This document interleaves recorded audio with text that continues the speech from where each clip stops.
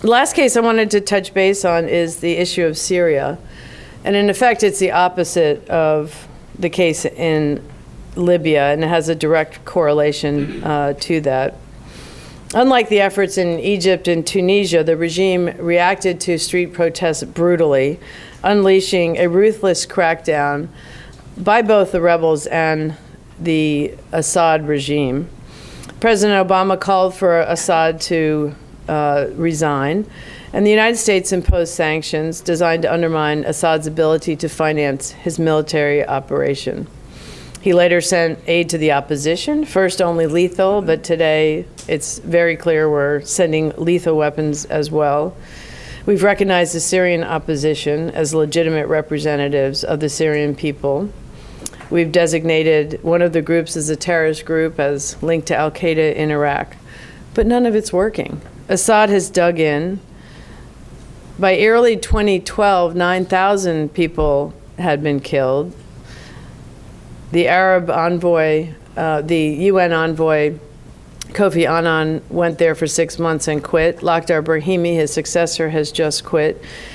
And as David pointed out, predictably, 150,000 Syrians have been killed, 2.5 million refugees, another almost 10 million in need of assistance, and Assad's regime appears to be there for the foreseeable future.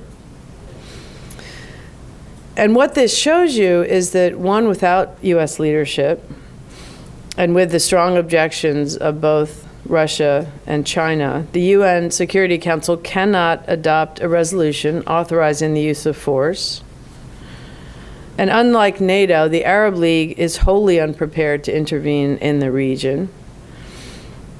And so the people of Syria are going to go on paying the price for this inaction. And unfortunately, if I were to write another article about the future in Syria, I would say 500,000 will be dead before this situation peters out. And that is simply not acceptable in age 2014. And I would argue that had the U.S. acted much more strongly early on, we could have perhaps had a regime change and a safer place, or at least a no-fly zone with humanitarian corridors.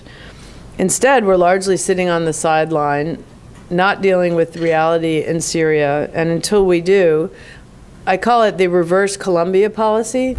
In the mid-90s, we decided to arm the Colombian government to tip the balance against the rebels, so the rebels had to agree to negotiate. And it kind of worked. It was bloody, and it took 10 years. And we're trying to do the reverse in Syria, is to build up the opposition so that the regime has to negotiate. It's not going to work. You're going to have Russia and Iran more than compensate for our support to the Russia, and the people of Syria are going to be torn apart. What the answer is, I will leave to another speech, but I don't, when I have it, that's hinting that I have one. But I think that realistically, we have to recognize that the current course is not working, do a complete reassessment of what we're doing, and recognize that unless we're willing to invade and occupy Syria for the future, which we're not, that Syria's current regime is there to stay for the foreseeable future, and we're just going to have to come up with a policy that addresses the humanitarian crisis first and the extremists that have entered there, and perhaps the political second.